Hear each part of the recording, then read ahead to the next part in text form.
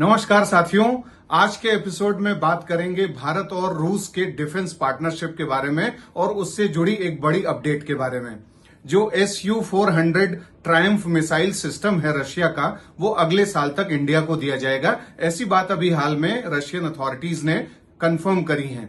और ये जो Su-400 air defence missile system है, जब भारत ने रूस से इसको लेने का मन बनाया तो अमेरिका ने बहुत धमकाया, बार बार बोला कि कैट्सा जो कानून है, यानी countering America's adversaries through sanctions act, इसके माध्यम से ये कहा गया कि जो भी ऐसे शत्रु देश हैं अमेरिका के, और वो शत्रु देशों के साथ अगर अमेरिका का कोई ट्रेड पार्टनर, जैसे भारत ट्रेड पार्टनर है, वो ट्रेड करता है, डिफेंस डील करता है, तो उसके ऊपर इकोनॉमिक सैंक्शंस लगाया जा सकता है। और इससे भारत और रशिया का जो डिफेंस पार्टनरशिप है वो प्रभावित हो रहा था।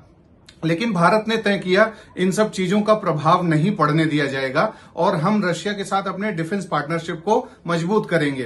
क्योंकि एक तरफ तो हम इंडो पैसिफिक रीजन में अमेरिका के साथ डिफेंस पार्टनरशिप को मजबूत कर रहे हैं, लेकिन हमें जिस तरीके का सेल्फ डिफेंस मैकेनिज्म चाहिए साउथ एशिया में, एशियन कॉन्टिनेंट में, चाइना के कॉन्टेक्स्ट में, पाकिस्तान के कॉन्टेक्स्ट में, उसके लिए जरूरी है कि हम रशिया से सहयोग लें। और रशिया के साथ हमारा जो डिफेंस पार्टनरशिप है उसमें $5.5 बिलियन का ये डील किया गया Su-400 जो एयर डिफेंस मिसाइल सिस्टम है इसको लेकर के। और इसका जो 2 रेजिमेंट है इसको और ज्यादा सप्लाई किया जाएगा रशिया के द्वारा अगले साल। तो इस तरीके से डिफेंस पार्टनरशिप में आगे बढ़ने की दिशा में ये लोग सोच रहे हैं। किसी भी तरीके से हेजिटेंट नहीं है कि कोई ऐसा फैक्टर होगा कि रशिया और इंडिया के डिफेंस पार्टनरशिप को प्रभावित कर देगा। साथियों, इसके अलावा रशिया और इंडिया के बीच में डिफेंस पार्टनरशिप को मजबूत करने के कई आधार हैं। जैसे हम ज्वाइंट मिलिट्री एक्सरसाइज करते हैं, इंदिरा एक्सरसाइज होता है, और उसके माध्यम से हम काउंटर टेररिज्म कोऑपरेशन के मुद्दों पर उसके साथ चर्चा करते हैं। ब्रिक्स में हम साथ हैं, RIC यानी रिक जो ऑर्गेनाइजेशन है रशिया, इंडिया, चाइना, उसमें है, SCO में है, और उसके साथ साथ जो international north south trade corridor है जो कि 13 देशों का एक प्रोजेक्ट है, इसमें रशिया, इंडिया और ईरान ये फाउंडर मेंबर हैं इसके। तो रशिया के साथ यहां भी शामिल है इंडिया। और साथ ही ग्रीन कॉरिडोर प्रोजेक्ट को लेकर के भी भारत और रशिया के बीच में बात हो चुकी है। तो कई ऐसे रीजनल अरेंजमेंट्स हैं, इंस्टीट्यूशंस हैं जहां पर रूस के साथ भारत की जो पार्टनरशिप है वो मजबूत होती दिख रही है। और इसके साथ साथ जब इंडो पैसिफिक रीजन की बात आती है, इंडो पैसिफिक स्ट्रेटेजी की बात आती है, तो वहां रूस एक मिसिंग पॉइंट के रूप में दिखता है। क्योंकि रशिया और चाइना का जिस तरीके का रिलेशनशिप रहा है, उसके आधार पर जो क्वाड है, जो इंडो पैसिफिक सिक्योरिटी के लिए काम करता है, उसे एशियन नेटो के रूप में ये लोग देखते हैं, यानी रशिया और चाइना के द्वारा देखा जाता है। तो इसके चलते जब हम इंडो पैसिफिक सिक्योरिटी में ढूंढते हैं रशिया की भूमिका, तो नहीं दिखती। लेकिन अगर ट्रेड के लेवल पर बात करें तो साउथ चाइना सी हो या इंडो पैसिफिक रीजन हो, उसमें रशिया को कोई दिक्कत नहीं है। रशिया भारत के साथ सहयोग करने को तैयार है। और अभी व्लादिवोस्टोक से लेकर के चेन्नई तक का एक जो है अल्टरनेटिव ट्रेड रूट डेवलप करने की भी बात हो चुकी है दोनों देशों में।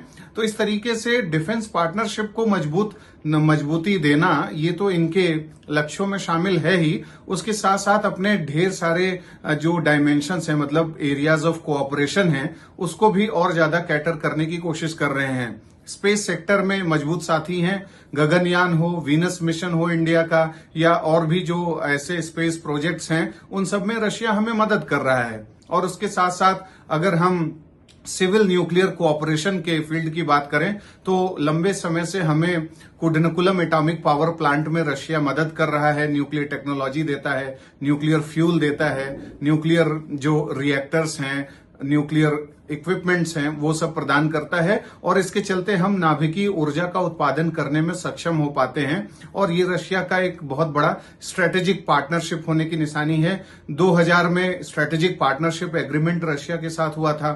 2010 में special and privileged strategic partnership agreement के माध्यम से यह तय कर दिया गया था कि इंडिया और रशिया एक ग्लोबल डोमेन में अपने सहयोग को और ज्यादा मजबूती देंगे। तो जिस तरीके से आज देखा जा रहा है दुनिया में अलग अलग प्रकार के टेंशन्स बढ़ रहे हैं, खासकर रशिया और यूक्रेन का भी जो युद्ध रहा है, उसके मद्देनजर यह जरूरी हो गया है कि भारत रशिया के साथ अपने संबंधों को पुनर्परिभाषित करे, रीडिफाइन करे, अपने जो इंटरेस्ट्स हैं उसको प्रोटेक्ट करने की दिशा में कार्यवाही करे। और ऐसा हुआ भी है। जब रशिया और यूक्रेन का युद्ध हुआ तो बहुत से देशों ने एंटीसिपेट किया कि बहुत ज्यादा ट्रेड नहीं हो पाएगा, बहुत ज्यादा चीजें हम रशिया से आयात नहीं कर पाएंगे, लेकिन इतिहास बन गया है। ट्रेड रिलेशंस के मामले में पहली बार ऐसा देखा गया है, $45 बिलियन के आसपास का बाइलेटरल ट्रेड दोनों के बीच में हो गया है। और जो मिनरल ऑयल है, मिनरल फ्यूल्स हैं, मिनरल वैक्सेस हैं, और जिस तरीके से हमने अलग अलग प्रकार के यानी पेट्रोलियम जो है या क्रूड ऑयल है, ये सब जो मंगाया है, लगभग इन सब प्रोडक्ट्स की का कंट्रीब्यूशन 85% के आसपास है जो हमने इंपोर्ट किया है रशिया से, और उसके चलते $45 बिलियन का ट्रेड जो है इन दोनों के बीच में हुआ। तो साथियों, भारत और रशिया के बीच में जो पार्टनरशिप है उसे लगातार मजबूती देने की कोशिश हो रही है, और भारत को ये ध्यान रखना होगा कि जिस तरीके से वो फ्रांस के साथ, इजराइल के साथ, अमेरिका के साथ, इन सब देशों के साथ मजबूत रिलेशन बना रहा है इंडो पैसिफिक वाले मुद्दे पर, और खासकर मिडिल ईस्ट और वेस्ट एशिया में अपने इंटरेस्ट को ध्यान में रखते हुए, वहीं दूसरी तरफ रशिया का एक बहुत बड़ा इंपॉर्टेंस है अलग अलग सेक्टर में भारत के लिए। तो रशिया को एलिनेटेड फील न करने देने के लिए और रशिया को बहुत अच्छे तरीके से एंगेज करते रहने के लिए भारत को कुछ जरूरी कार्यवाही करते रहनी चाहिए, और ये काम करके भारत अपने इंटरेस्ट को, अपने परमानेंट इंटरेस्ट को जो है अचीव कर पाएगा।